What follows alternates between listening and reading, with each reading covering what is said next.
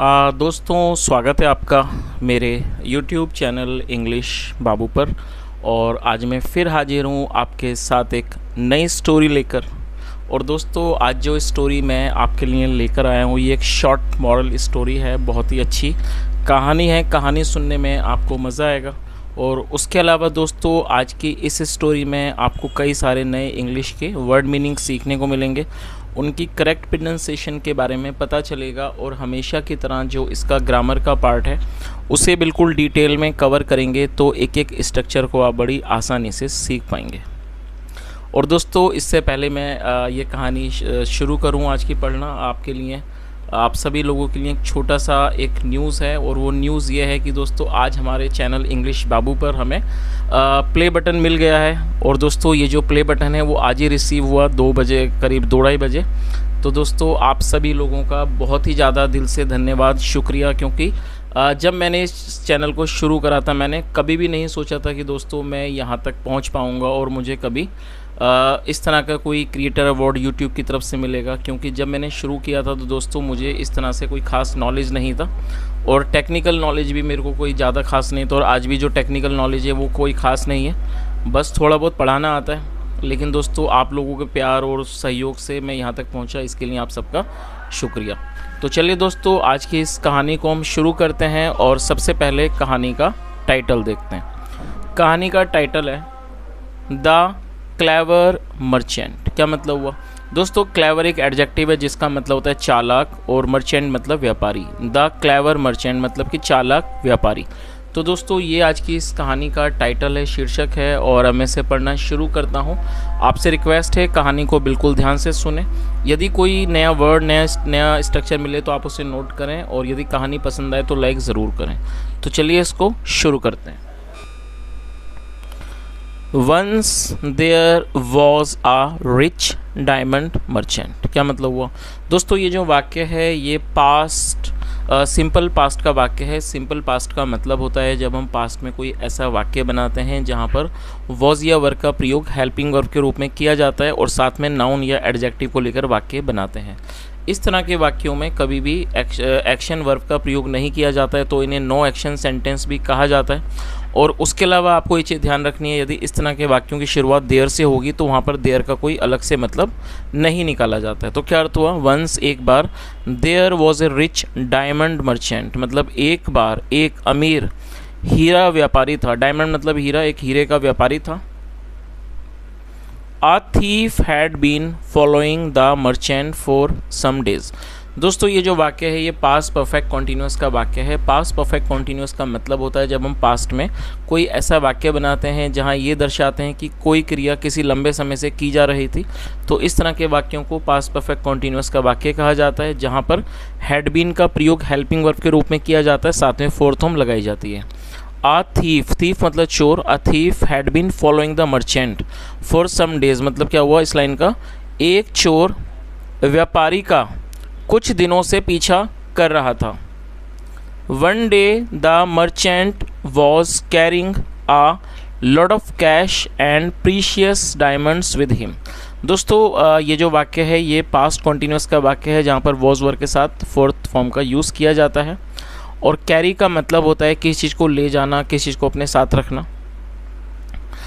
तो क्या अर्थ हुआ? एक दिन the merchant was carrying a lot of cash and precious diamonds with him, मतलब एक दिन व्यापारी अपने साथ बहुत सारा जो कैश मतलब कि नकदी थी, और जो प्रीशियस डायमंड्स थे मतलब कीमती डायमंड्स थे वो ले जा रहा था, वो उसके पास थे।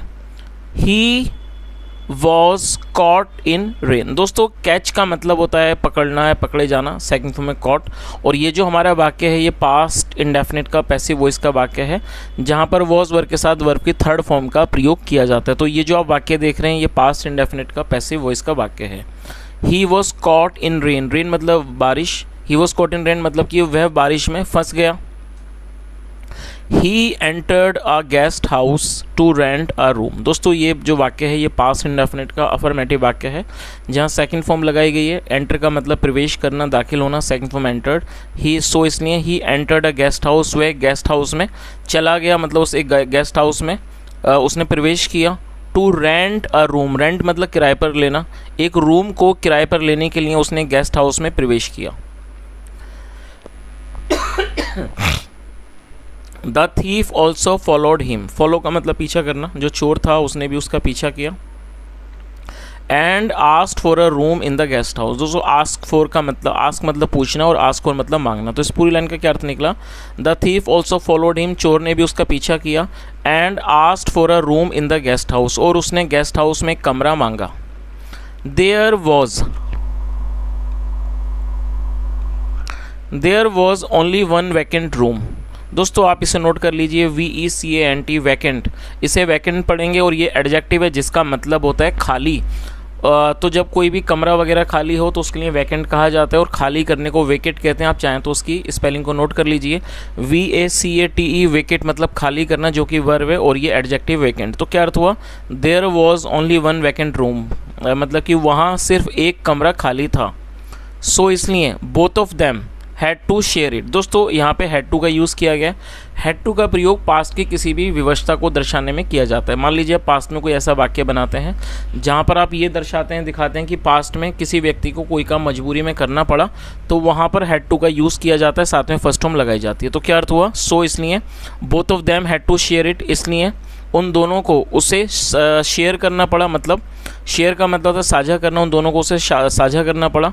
The thieves heart was filled with Joy, दोस्तों यहाँ थीव के बाद एपिस्ट्रोफी एस है, जिसका मतलब होता है काकी के। जब हम किसी नाम या व्यक्ति के साथ कुछ ऐड करते हैं तो वहाँ पर एपिस्ट्रोफी एस का यूज़ किया जाता है, और हार्ट मतलब दिल, फिल मतलब भर जाना, और जॉय मतलब आनंद। तो पूरी लाइन का क्या अर्थ निकला? The thieves heart was filled with Joy, मतलब चोर का हृदय, या कह सकते हैं चोर का दिल आनंद से भर गया। आगे देखिए,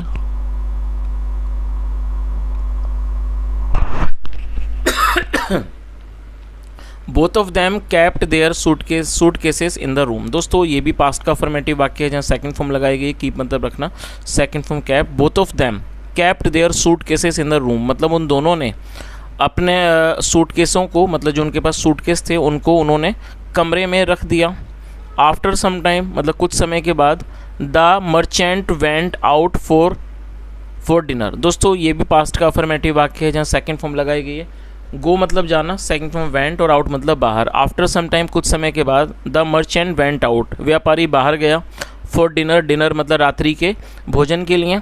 the thief search through the merchant suitcase, search मतलब ढूंढना, सेकंड फॉर्म सर्च। और जो चोर था उसने जो व्यापारी का जो सूटकेस था उसके अंदर उसने खोजा, मतलब उसने ढूंढा।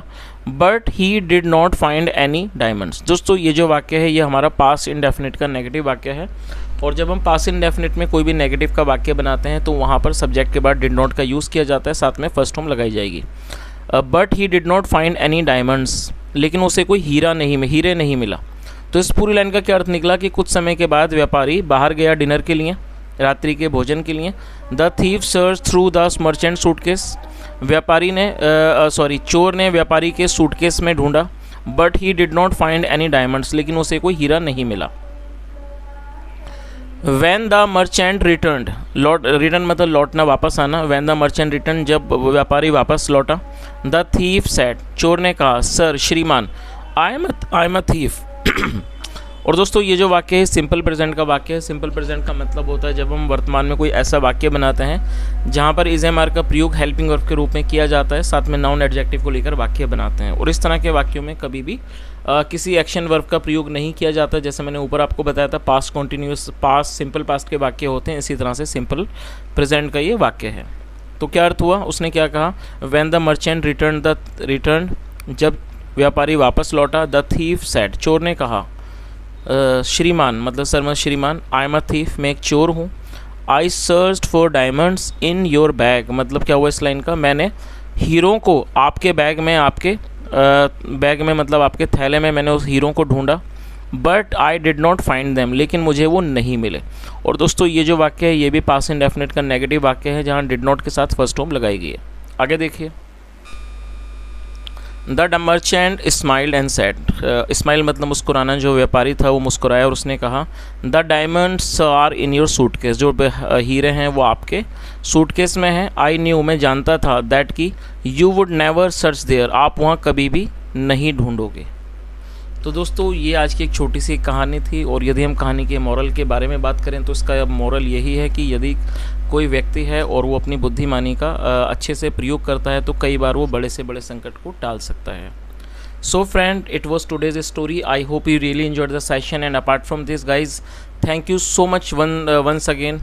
And I'm really very happy because if I just talk about myself, I never thought that when I started this channel 2 years ago, I never thought that I'm going to get this silver play button. I never thought about that because passing 1 lakh subscriber is not an easy task. I thought I will not be able to do this, but anyhow, with your love and support, I just did it. So I'm thank you. I just wanna say a lot of thanks to all of you. And apart from this guys, I just promise that I'll keep uploading the better content for you guys. So whenever you feel like giving me any suggestion, any feedback, you are more than welcome. You can leave your feedback, your suggestion in the comment box.